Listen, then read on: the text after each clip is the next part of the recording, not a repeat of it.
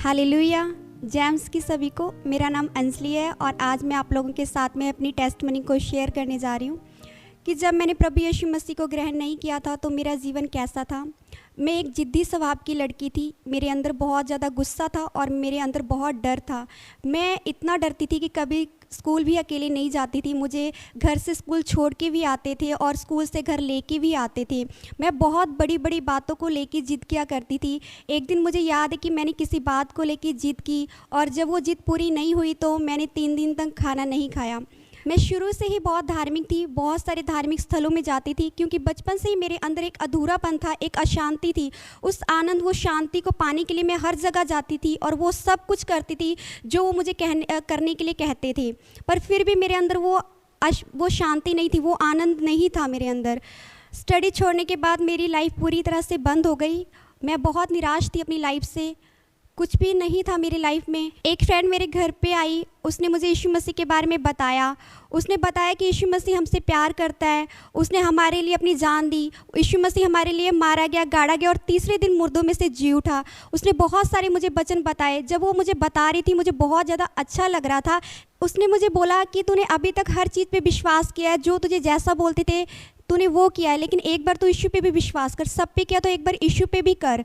तो मैंने बोला ठीक है, मैं करूँगी। जब वो अपने घर पे गई तो मैं अकेली बैठी थी। मैं सोच रही थी, उसकी जो वो मुझसे बातें की थी उन बातों को मैं याद कर रही थी और मैं सोच रही थी। मुझे अच्छा भी लग रहा था। फिर मैं ये सोच रही थी कि नहीं, ये तो मतलब इंडिया से नहीं है ना, ये तो मतलब बाहर जो अंग्रेज़ हैं उनके गॉड हैं।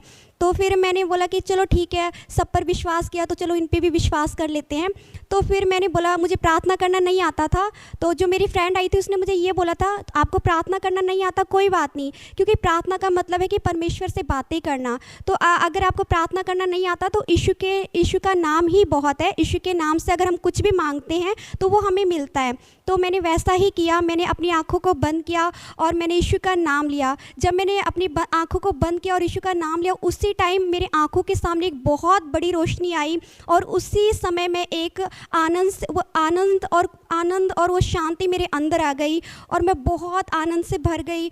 बहुत अच्छा लगा मुझे, वो आनंद मुझे आज भी याद है। उसी समय मैंने प्रभु यीशु मसीह पर विश्वास किया और फिर मैंने चर्च में जाना शुरू किया, प्रभु के वचनों को पढ़ना शुरू किया, प्रार्थना करना शुरू किया। तो धीरे धीरे मैं खुद में बदलाव देख रही थी। मैं बदलती जा रही थी। जो मेरा गुस्सा था, मुझे गुस्सा नहीं आ रहा था। जब मैं बहुत मुझे खुद को फील हो रहा था कि मेरा गुस्सा पता नहीं कहाँ यीशु मसीह ने दूर किया मुझे, लेकिन मैं उस टाइम सोच रही थी कि पता नहीं क्या हो गया। बहुत अच्छा था, मेरा जो परिवार था मुझसे बहुत ज़्यादा निराश था, लेकिन जब वो मुझे ऐसे देख रहा तो वो उनको भी बहुत ज़्यादा खुशी हो रही थी कि ये क्या हो गया इसको, एकदम से कैसे इतनी ज़्यादा बदल गई। तो परमेश्वर ने, जो डर था मेरे अंदर, परमेश्वर ने उस डर को निकाला और मुझे जो गुस्से को निकाला और जो मेरी जिद करती थी ना, उसको प्रभु यीशु मसीह ने निकाला और मैं ऐसे मैं आगे बढ़ती चली गई। मैं और ज़्यादा प्रार्थना करने लगी और ज़्यादा बाइबल को पढ़ने लगी। इसी दौरान मेरी सिस्टर का मुझे कॉल आया। मेरी सिस्टर मुझसे बड़े हैं और वो मैरिड भी हैं।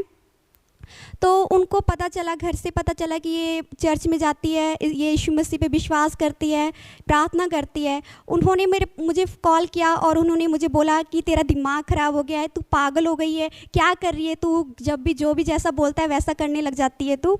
तो उन्होंने मुझे कुछ गलत शब्दों का भी यूज़ किया और मैंने उनको मैंने उनको कोई भी जवाब नहीं दिया। मैंने बोला ठीक है, कोई बात नहीं। मैंने बोला मैं यीशु को ही उद्धारकर्ता के रूप में मैं ग्रहण कर चुकी, यीशु ही मेरा उद्धारकर्ता परमेश्वर है।